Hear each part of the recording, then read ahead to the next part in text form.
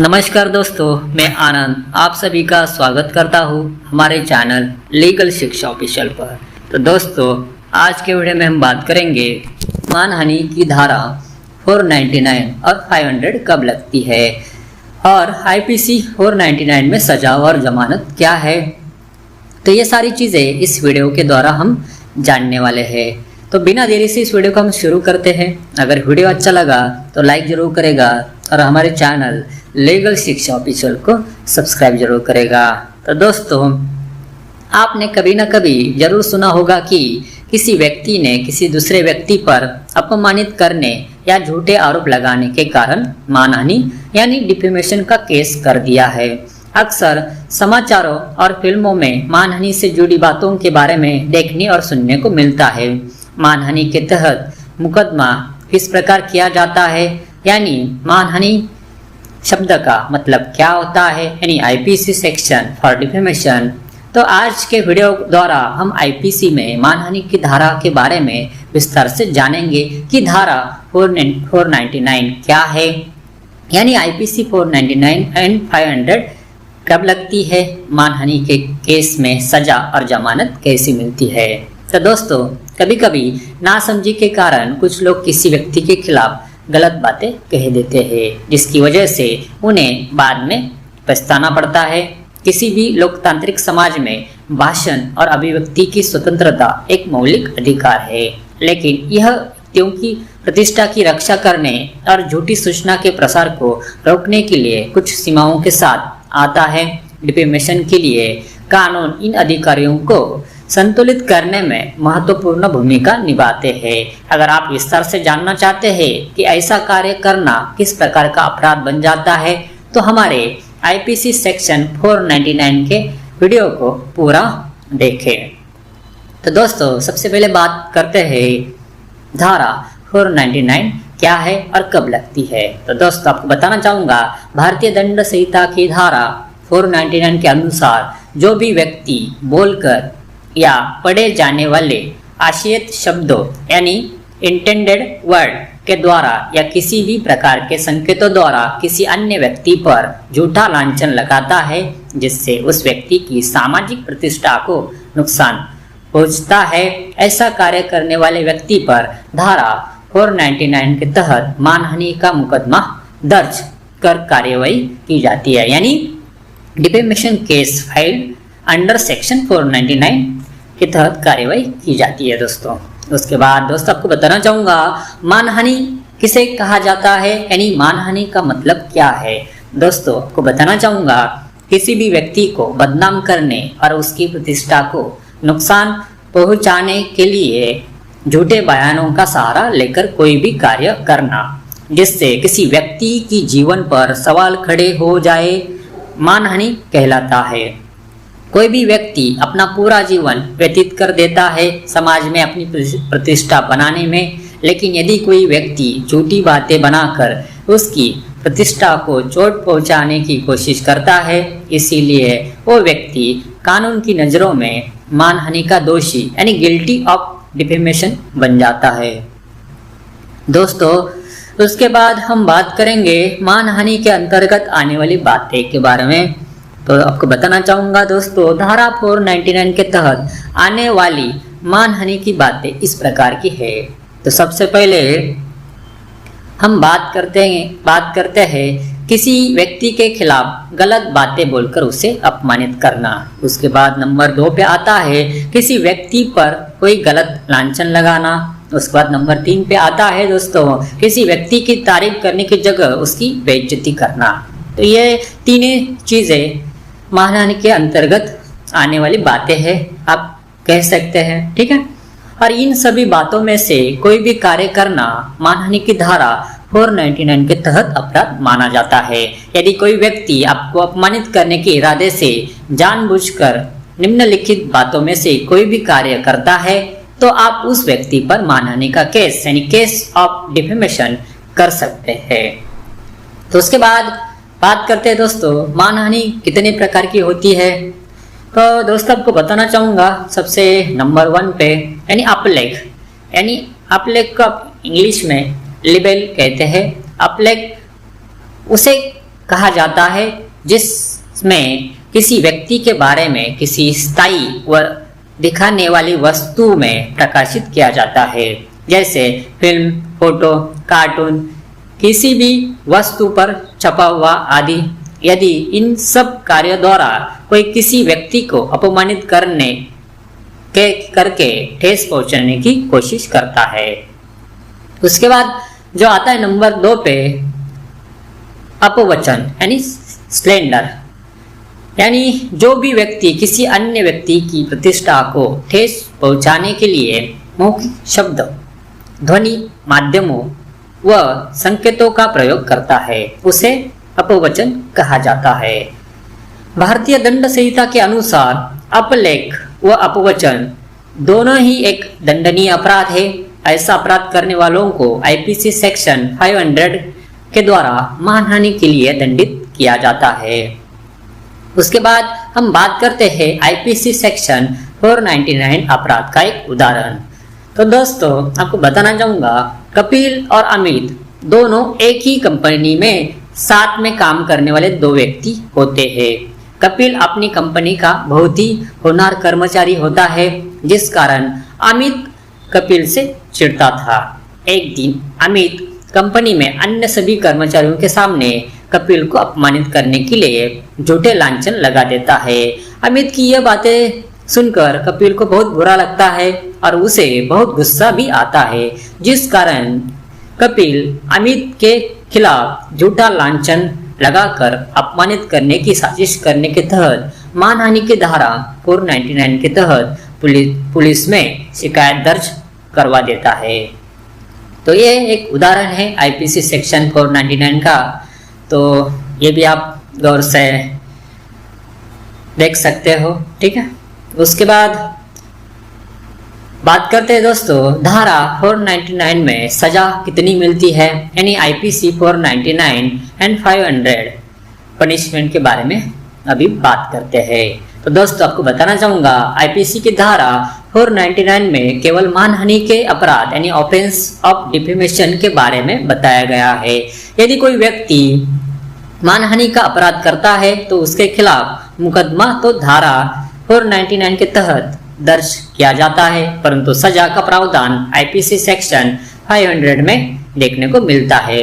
तो आइए जानते हैं मानहानि की सजा की धारा 500 में क्या दिया है। तो दोस्तों, आपको बताना चाहूंगा, आईपीसी सेक्शन 500 के तहत मानहानि की सजा।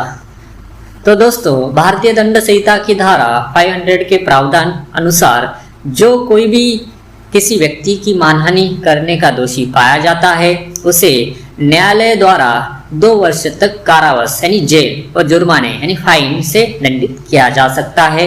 इसीलिए इस मामले में सजा के लिए मानहानि के लिए दंड की धारा 500 का इस्तेमाल किया जाता है। उसके बाद दोस्तों बात करते हैं आईपीसी 499 में जमानत यानी बेल कब और कैसे मिलती है। तो दोस्तों, आपको बताना चाहूंगा, भारतीय दंड संहिता की सेक्शन 499 का यह अपराध एक गैर संज्ञेय अपराध यानी नॉन कॉग्निजेबल क्राइम कहा जाता है।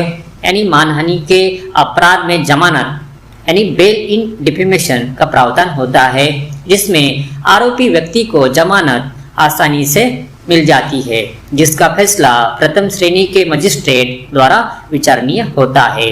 इस प्रकार के मामलों में वकील की सहायता से दूसरे पक्ष से बात करके आपसी समझौते से भी केस से निकाला जा सकता है। उसके बाद दोस्तों हम बात करेंगे आईपीसी 499 के तहत मानहानि का केस कैसे दर्ज करें। तो दोस्तों, यदि कोई व्यक्ति आपको अपमानित करता है या आपकी प्रतिष्ठा को खराब करने के लिए झूठे आरोप लगाता है, तो आप उस व्यक्ति पर मानहानि के लिए मुकदमा दर्ज करने के लिए इन चरणों के अनुसार केस कर सकते हैं। तो सबसे पहले हम बात करते हैं, एक वकील से परामर्श करें। तो दोस्तों, ये मामले थोड़े कठिन हो सकते हैं, इसीलिए ऐसे मामलों में एक योग्य वकील से कानूनी सलाह यानी लीगल एडवाइस लेने की सलाह दी जाती है, जो आपराधिक कानून यानी क्रिमिनल लॉ या डिफेमेशन के मामलों में विशेषज्ञता रखता हो। वे आपकी विशिष्ट स्थिति के आधार पर आपको मार्गदर्शन प्रदान कर सकते हैं। उसके बाद नंबर 2 पे आता है साक्ष्य एकत्र करें। तो दोस्तों मामला दायर करने से पहले सभी आवश्यक सबूत यानी एविडेंस इकट्ठा करें जो आपके डिफेमेशन के दावे का समर्थन करते हैं। इसमें लिखित या सामग्री, फोटोग्राफ, वीडियो या कोई अन्य दस्तावेज भी शामिल हो सकते हैं। उसके बाद नंबर 3 पे आता है दोस्तों शिकायत का मसौदा तैयार करें। तो दोस्तों मामले के तथ्यों और आपके खिलाफ दिए गए मानहानिक बयानों यानी डिफेमेटरी स्टेटमेंट को रेखांकित करते हुए एक प्रस्तुत शिकायत का मसौदा यानी ड्राफ्ट तैयार करने के लिए अपने वकील के साथ काम करें। नंबर 4 पे आता है दोस्तों शिकायत दर्ज करें। एक बार शिकायत यानी कंप्लेंट तैयार हो जाने के बाद आपको इसे उपयुक्त अदालत में दर्ज करना होगा। आपका वकील आपको विशिष्ट अदालत और प्रस्तुत किए जाने वाले आवश्यक दस्तावेजों के बारे में मार्गदर्शन करेगा। आमतौर पर शिकायत उस अदालत यानी कोर्ट में दायर की जाती है जिसके अधिकार क्षेत्र में मानहानिकारक बयान प्रकाशित किया गया था या जहां अभियुक्त रहता है। उसके बाद नंबर 5 पे आता है दोस्तों कोर्ट फीस का भुगतान करें। दोस्तों आपको बताना चाहूंगा शिकायत दर्ज करने के साथ साथ आपको निर्धारित कोर्ट फीस का भुगतान करना पड़ सकता है। क्षेत्राधिकार और मामले की प्रकृति के आधार पर राशि भिन्न हो सकती है। आपका वकील इस प्रक्रिया के में आपकी सहायता करेगा। दोस्तों उसके बाद नंबर 6 पे आता है केस रिकॉर्ड करें। एक बार शिकायत दर्ज हो जाने के बाद अदालत एक केस नंबर असाइन करेगी और केस को अपने सिस्टम में रिकॉर्ड करेगी। भविष्य के संदर्भ के लिए मुकदमा संख्या यानी केस नंबर को नोट करना सुनिश्चित करें। उसके बाद नंबर 8 पे आता है आरोपी को नोटिस दे। तो दोस्तों मामला दर्ज यानी केस रजिस्टर होने के बाद अदालत आरोपी एक्यूज को समन या नोटिस, तो क्या बोलते हैं समन और नोटिस जारी करेगी, उन्हें मामले की जानकारी देगी और उन्हें अदालत में पेश होने के लिए कहेगी। कोर्ट आमतौर पर एक प्रक्रिया सर्वर या पंजीकृत डाक द्वारा समन भेजती है। आपका वकील मुकदमा दायर करने से पहले आपकी ओर से एक कानूनी नोटिस यानी लीगल नोटिस भी भेज सकता है। अभियुक्तों को मानहानिकारक बयानों के बारे में सूचित कर सकता है और उन्हें अपने कार्यों के लिए सुधार करने या माफी मांगने टू अपोलाइज का अवसर दे सकता है। नंबर 9 पे आता है दोस्तों अदालत की सुनवाई में भाग ले। तो दोस्तों एक बार मामला दर्ज हो जाने और आरोपी को नोटिस दिए जाने के बाद न्यायालय सुनवाई यानी कोर्ट हेयरिंग का समय निर्धारित करेगी। अदालत के निर्देशों के अनुसार आपको और आपके वकील को इन सुनवाइयों में शामिल होना चाहिए। सुनवाई के दौरान दोनों पक्ष अपनी अपनी स्थिति के समर्थन में अपने अपने तर्क और सबूत पेश करेंगे। उसके बाद नंबर 10 पे आता है दोस्तों अदालती कार्यवाही का पालन करें। तो दोस्तों पूरी कानूनी प्रक्रिया यानी लीगल प्रोसेस के दौरान आपका लॉयर आवश्यक कदमों पर आपका मार्गदर्शन करेगा, जैसे कि अतिरिक्त सबूत जमा करना, गवाहों से जिरह करना और अपने मामले को प्रभावी ढंग से पेश करना। तो ये सारी चीजें इसमें आती है दोस्तों। उसके बाद हम बात करेंगे मानहानि की धारा 499 कब नहीं लगती। तो दोस्तों नंबर 1 पे आता है यदि कोई व्यक्ति किसी अन्य व्यक्ति पर सत्य आरोप लगाता है तो ऐसा करना मानहानि नहीं कहलाता। उसके बाद नंबर 2 पे आता है लोक सेवकों के सार्वजनिक आचरण को बताना भी मानहानि नहीं कहलाता। उसके बाद नंबर 3 पे आता है अदालत की कार्यवाही को लोगों तक पहुंचने के लिए छापना या प्रकाशित करना। तो ये भी चीज मानहानि की धारा 499 में नहीं लगती। उसके बाद नंबर 4 पे आता है अपने या दूसरों के भले के लिए सही भावना से लगाया गया आरोप। तो ये भी चीज मानहानि यानी धारा 499 में नहीं लगती। उसके बाद नंबर 5 पे आता है यदि कोई व्यक्ति बताई गई बातों अनुसार तथ्यों के आधार पर लोगों के हितों के लिए किसी व्यक्ति पर आरोप लगाता है तो वह मानहानि में नहीं माना जाता। ऐसे व्यक्ति पर इस धारा के तहत कार्यवाही नहीं की जा सकती। उसके बाद हम बात करेंगे मानहानि की धारा से बचाव के लिए सावधानियां। तो उसमें नंबर 1 पे आता है किसी भी व्यक्ति को अपमानित ना करे, वह किसी भी प्रकार के गलत शब्दों का प्रयोग ना करे। उसके बाद नंबर 2 पे आता है दोस्तों, यदि आपको किसी व्यक्ति के बारे में किसी दूसरे व्यक्ति से कोई बात सुनने को मिलती है तो उसको अन्य लोगों को बताने से पहले उस बात की पूरी सच्चाई जरूर जान ले।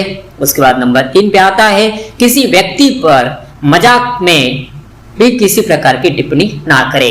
यदि सामने वाले व्यक्ति को आपके द्वारा की गई टिप्पणी का बुरा लगा तो वो आप पर मानहानि का केस कर सकता है। इसका नंबर 5 पे आता है किसी ऐसे व्यक्ति का साथ ना दे जो लोगों के बारे में गलत व झूठी बातों को फैलाने का कार्य करता हो। उसके बाद नंबर 6 पे आता है यदि आपके द्वारा अनजाने में की गई बात का किसी व्यक्ति को बुरा लगता है तो तुरंत उसके सामने अपनी गलती मानकर माफी मांग ले। तो दोस्तों ऐसी कुछ जरूरी बातों को ध्यान में रखकर मानहानि की धारा 499 से अपना बचाव करें। खुद भी ऐसे अपराधों के प्रति जागरूक रहे और अन्य लोगों को भी जागरूक करे। तो दोस्तों आज के वीडियो में हमने बात किया है आईपीसी सेक्शन 499 और 500 क्या है, धारा 499 और 500 कब लगती है और उसके सजा और जमानत के बारे में आपको जानकारी दी है। यदि इस जानकारी के संबंधित आपके मन में किसी भी प्रकार के प्रश्न आ रहे हैं अथवा इसके संबंधित अन्य कोई जानकारी प्राप्त करना चाहते हैं तो आप कमेंट बॉक्स माध्यम से पूछ सकते हो। तो दोस्तों अगर आपको ये वीडियो अच्छा लगा तो लाइक जरूर करेगा और हमारे चैनल लीगल शिक्षा ऑफिशियल को सब्सक्राइब जरूर करेगा। तो दोस्तों आज के लिए बस इतना ही। मैं बहुत ही जल्द नेक्स्ट वीडियो के साथ मिलता हूँ। तब तक के लिए सब अपना ख्याल रखें, खुश रहे। धन्यवाद।